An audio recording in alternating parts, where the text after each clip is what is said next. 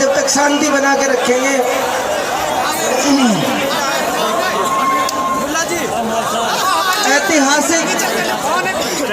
इस ऐतिहासिक चुनाव की ऐतिहासिक घड़ी, वो ऐतिहासिक लम्हे जो शायद नौमान सरपंच मेरे साथ गाड़ी में सफर कर रहे थे तो कह रहे थे आज तक के इतिहास में, कामा के इतिहास में कोई राजनीतिक सभा हमने इतनी बड़ी नहीं देखी।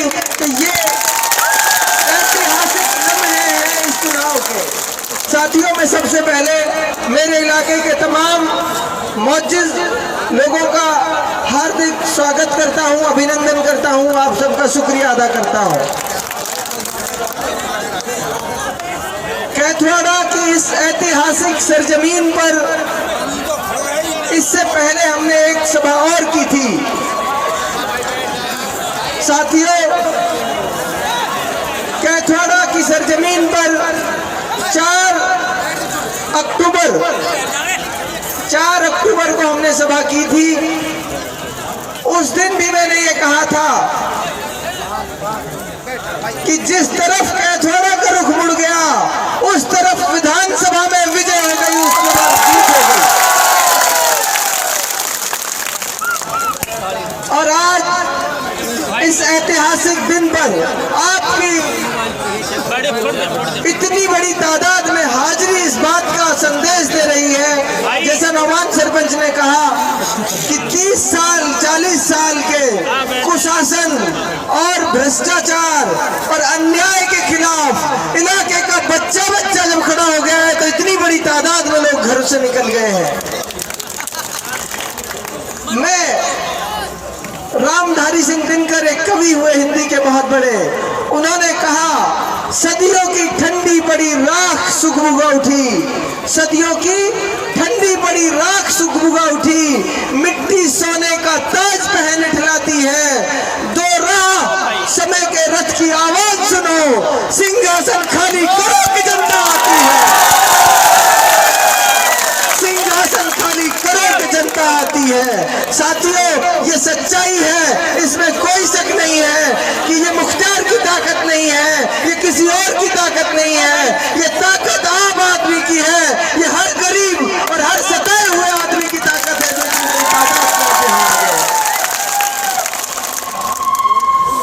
मैं इस ऐतिहासिक दिन पर उन तमाम लोगों को भरोसा दिलाता हूं, यकीन दिलाता हूं। मेरा आज तक का जीवन भी सुबह से शाम तक, शाम से सुबह तक सिर्फ और सिर्फ इस इलाके की कुड़न और इस इलाके की फिक्र को लेकर आज तक भी गुजरा है। और मैं पूरे जीवन भर आपको भरोसा दिलाता हूं, आपके इस पगड़ी को, आपके इस मान सम्मान को, आपके इस भरोसे को, आपके इस यकीन को पूरे जीवन भर नहीं टूटने दूंगा, निश्चित रहो। विधानसभा के अंदर जो तमाम तरह की परेशानियां थी वो इतिहास बन चुकी है। जिस दिन शपथ ग्रहण होगा, शपथ ग्रहण के अगले ही क्षण, अगले ही सेकंड, अगले ही पल से आपका बेटा अपनी जिम्मेदारी संभालते ही अपना काम शुरू कर देगा।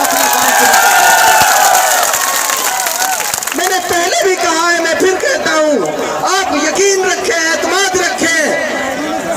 पुलिस प्रशासन की गुंडागिर्दी से, पुलिस प्रशासन की लूट से इस इलाके को आजाद कराने का काम करके रहेंगे। सड़क पर, थानों में मेरे इलाके का एक आदमी का नाजायज पैसा नहीं जाएगा, इस बात का भरोसा आपको दिलाता हूं। बिजली की टंकी की आपने बात करी, सड़कों की आपने बात करी। साथियों, मैं इससे आगे की बात करता हूं। ये सारी चीजें तो ठीक होंगी ही होंगी, इससे आगे की बात करता हूं।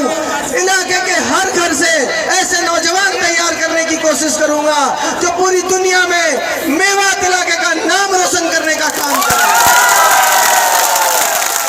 इलाके के हर नौजवान को, हर गरीब आदमी के बच्चों को पढ़ाना आपके बेटे की सबसे पहली प्राथमिकता होगी, सबसे पहला काम होगा।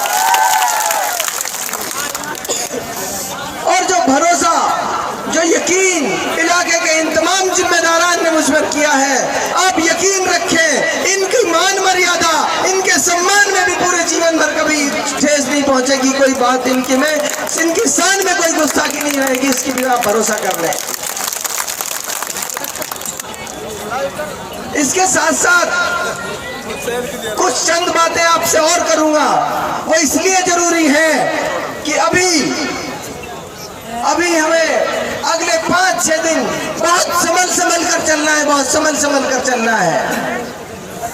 दुश्मन को कभी कमजोर नहीं समझना चाहिए, दुश्मन को कभी कमजोर नहीं समझना चाहिए। अब सब जानते हैं आप, कांग्रेस के कैंडिडेट आज इस स्थिति में हैं, कल परसों फतेहपुर गांव में जाकर बिरादरी के जिम्मेदारों के सामने आप पता कर लेना, ये कह के आए हैं कि बीजेपी को वोट कर दो लेकिन मुख्तार को वोट मत करो। वो लोग जो हमें बी टीम कहते थे वो आज ए टीम का काम कर रहे हैं। कांग्रेस का कैंडिडेट 2000 वोट पार नहीं करेगा, 2000 वोट पार नहीं करेगा। उनकी कोशिश ये है कि किसी भी तरह मुख्तार को रोका जाए। लेकिन उनसे कहना चाहता हूं इस मंच के माध्यम से आप सबके भरोसे पर उनकी जितनी ताकत है वो उतनी लगा लें। बीजेपी और कांग्रेस के कैंडिडेट दोनों मिलकर चुनाव लड़ लें, दोनों मिलकर उनकी जमानत जब्त हो जाएगी।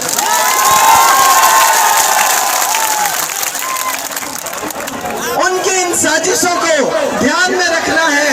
उनका बहुत करीबी सरपंच, उनका सबसे करीबी क्यों कहूं तो उनका सबसे करीबी सरपंच कल बीजेपी में शामिल हो गया।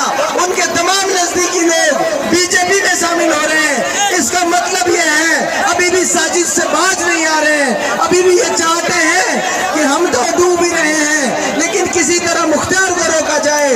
मुख्तार अगर कामयाब हो गया तो तुम्हारी पूरे जीवन की इस अत्याचार की राजनीति का खात्मा हो जाएगा, इसलिए चाहते हैं मुख्तार को रोका जाए। आप सबको जिम्मेदारी देता हूं, नोमान सरपंच ने जैसा कहा, गाड़ियों को छोड़ दो, मोटरसाइकिल से, साइकिल से और पैदल इलाके में निकल जाओ। आपसे हाथ जोड़ के गुजारिश कर रहा हूं, ये मौका दोबारा नहीं आएगा, ये समय दोबारा नहीं आएगा। एक एक आदमी के पास जाइए, एक एक आदमी को मनाइए, एक एक आदमी को समझाइए। मैं सारे लोगों के पास शायद नहीं पहुंच पाऊं, लेकिन आप मौजूद हैं, आप अपनी जिम्मेदारी लें, अपना काम समझे इसको कि जिसके पास मैं नहीं जा पाऊंगा उसको आप मनाओगे, उसका आप हाथ जोड़ोगे। पीछे तक हाथ उठाकर बताएं, 25 तारीख तक दोनों हाथ उठाकर बताएं, दोनों हाथ ऊपर छतों पर भी सारे लोग हाथ उठाकर बताएं। अपने भाइयों को मनाने का काम करेंगे।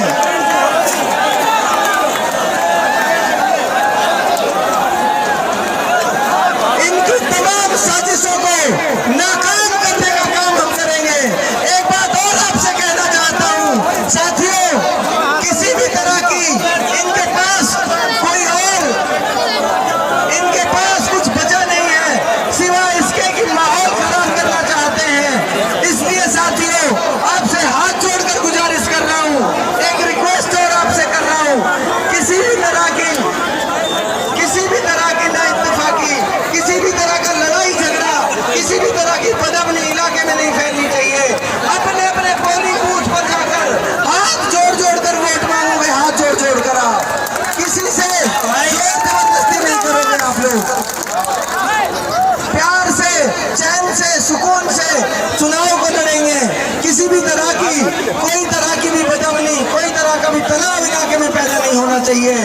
नफरतें मिटाने के लिए हम आए हैं। भाई से भाई के बीच में जो दीवार खड़ी करी थी उस दीवार को गिराने का काम करेंगे, भाई से भाई के बीच में मोहब्बत लाने का काम करेंगे।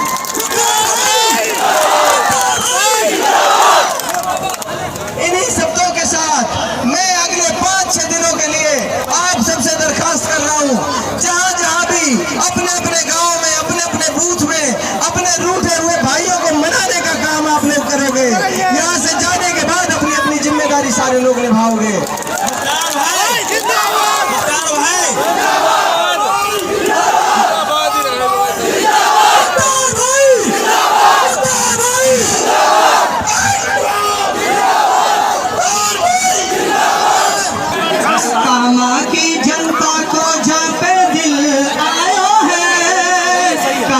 की जनता